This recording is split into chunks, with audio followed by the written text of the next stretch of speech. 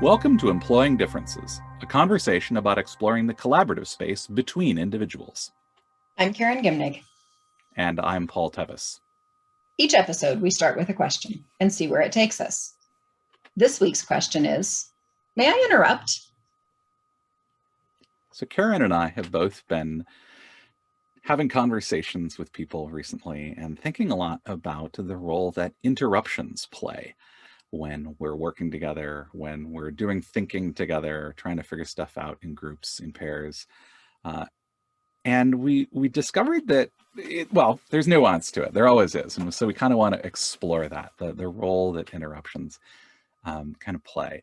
And where we wanted to start is this idea of what happens when we don't interrupt. If you are anything like me, then when someone else is talking, you might have an idea and might be possessed by the incredible urge to share the idea that you have. And sometimes that's useful and sometimes it's not. And what I've been finding as in the work that I've been doing over actually the last very many number of years is that if I just give in to my impulse about whether or not to say something, I'm not actually attuned to whether or not that's useful in the moment. So kind of the first thing that we're thinking a little bit about here is noticing what is your tendency with regards to interrupting, and we're not defining that term yet, but just noticing what is your natural tendency, and do you adjust that based on what's happening in the situation, what's going on around you? Because interrupting people has effects, and those effects are different, and they're beneficial or not depending on the situation that you're in. So we just kind of wanted to start to tune in a little bit to what are those effects, and when are they beneficial and when are they less so.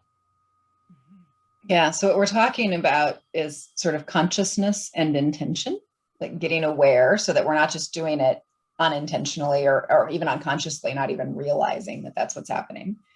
And why would we want to do it, and will it actually have the impact that we intend for it to have? And I think that one of the places I engage with about this is that in a number of circles where I run, there's sort of a rule or a judgment attached that, the rule is no interrupting, or the judgment is that interrupting is disrespectful. And it carries all of this meaning with it, that if you've interrupted me, it means you don't value me and you don't respect me or whatever. And so there is in some spaces this expectation that, interrupting is sort of inherently a wrong and horrible and terrible thing to do. And as a child who grew up being accused of interrupting quite a lot, probably quite honestly, my brother gave me a poster that said, if there's anything I hate, it's someone who talks while I'm interrupting. And so this being my natural tendency, it was, before I got conscious at all, was to jump in and interrupt. And I think I then learned never, ever, ever do that. And as a facilitator, there's a certain amount of hold enough structure so that people don't get interrupted. And I'm beginning to question that I think interruptions do have purpose in certain cases. And there are times when interruptions are important and necessary. And so getting curious about how to discern which interruptions work and which interruptions really don't. Mm-hmm. So one of the things that I watch for, both as a coach in one-on-one conversations and as a facilitator in groups, is this going somewhere, right? Is this thought developing? Is this idea expanding? Is the person who is talking, is something being generated by that process? And that maybe it's generating inside of them because they're talking it out and they're figuring it out, right? Or it may be, this is expanding possibilities for the group, those sorts of things. And so when that's happening, in general, I'm unlikely to interrupt. Where I become a little more concerned is where things appear to be going in circles, right? Where it isn't generative, it's stagnated, where this is a pattern that just plays out over and over again, and it's not actually going anywhere. My challenge there is I often will try to disrupt that pattern but that may not be by interrupting. And so I see where you're going on some of this, right? Where there is that idea of there are times when groups and people are just stuck, right? And so we need to shake things up in some way. That's oftentimes why they engage us as facilitators or as coaches.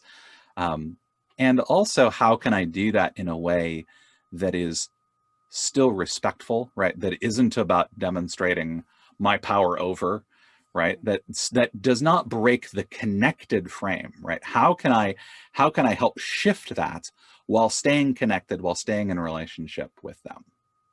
Because I think oftentimes the way that interruptions work, what causes us to interrupt is the thought that our idea is better, or we have a better way, or we're just tired of listening to them and we don't want to listen to them anymore. And that's much more about a power dynamic and a relational dynamic than it is about a conversational one necessarily.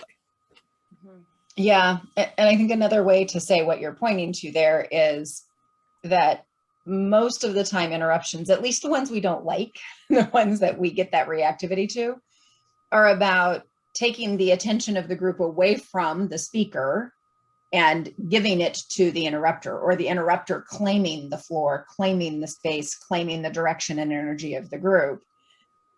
And so it's really shifting from, we're in the world of one speaker to a different speaker claiming that space, and we go into their world. And so if I'm with you and we're just talking, and you're in your world because you're telling your story and your views and your thoughts, and I disrupt that to say, be in my world, that is very jarring and upsetting. And and that is the disrespect thing. That is the your world isn't as important as my world message. And I think that's why it lands that way.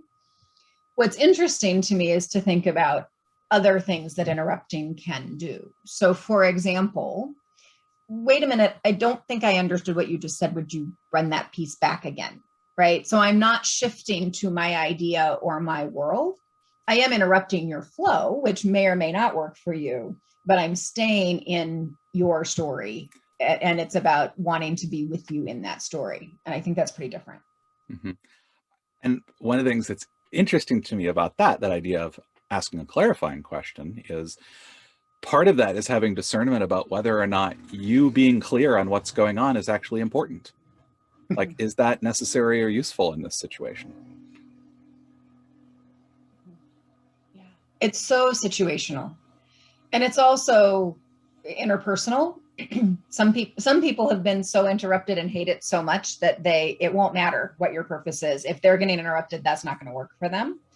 And other people, no big deal. We can flow with whatever. So some of it is knowing who you're with and what difference that makes. But then I think also being really clear about, why am I interrupting, which is kind of where you started us. So is it to add clarity? I think another example that's interesting to me is when someone sort of starts with misinformation, something that they wouldn't think that if they knew the thing that I know, and they're going on at length about what flows out of that misinformation, to pause and say, and that's sort of that may I interrupt thing, which of course, by the time you've asked it, you have interrupted, you've done the thing. But, is there a point where you can say, hold on, I think there's a piece of information that would help you here.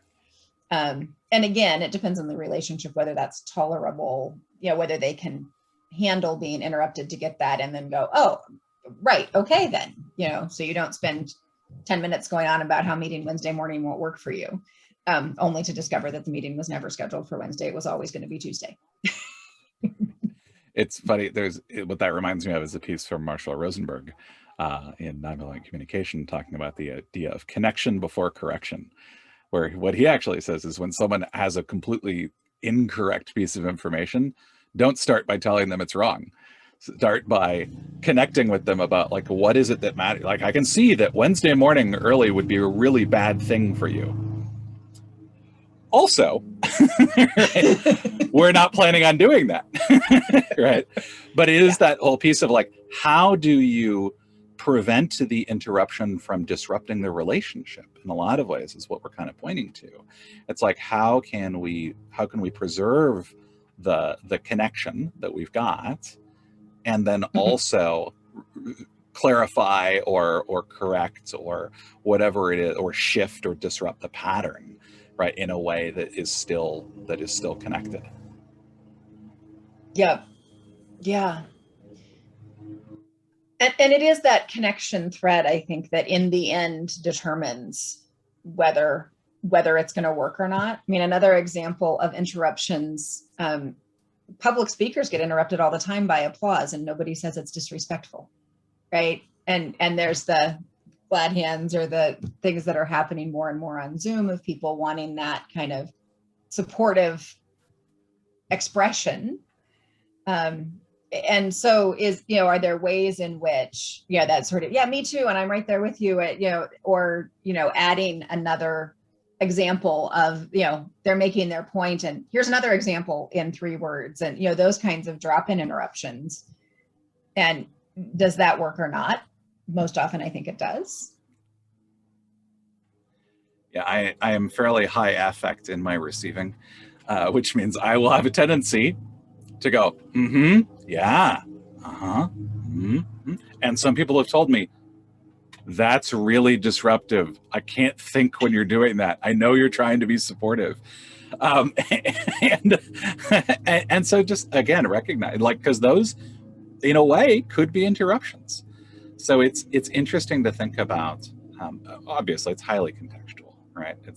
And what's actually working in this space, what's actually working for us here and now, and being able to tune your own responses, your own tendencies, to be aware of them, and then to be able to turn them up or down depending on the needs of the situation and the people that you're working with.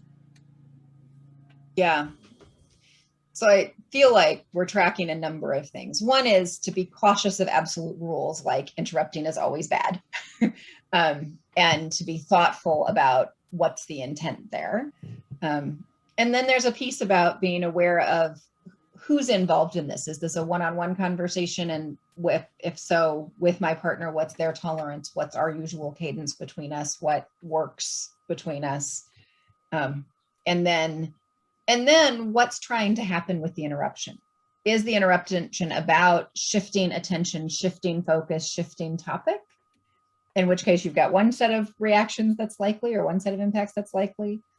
Or is the interruption sort of facilitating conversation, facilitating communication and transfer of information by adding clarity or slowing things down, or possibly even correcting errors that are faulty assumptions or misunderstandings? And if that's the case, that the likelihood that it lands well goes up, and it still matters who you're with and what the dynamic is and kind of how that plays out interpersonally. Yeah. Yeah. Well, I think that's going to do it for us for today. Until next time, I'm Paul Tevis. And I'm Karen Gimnig, and this has been Employing Differences.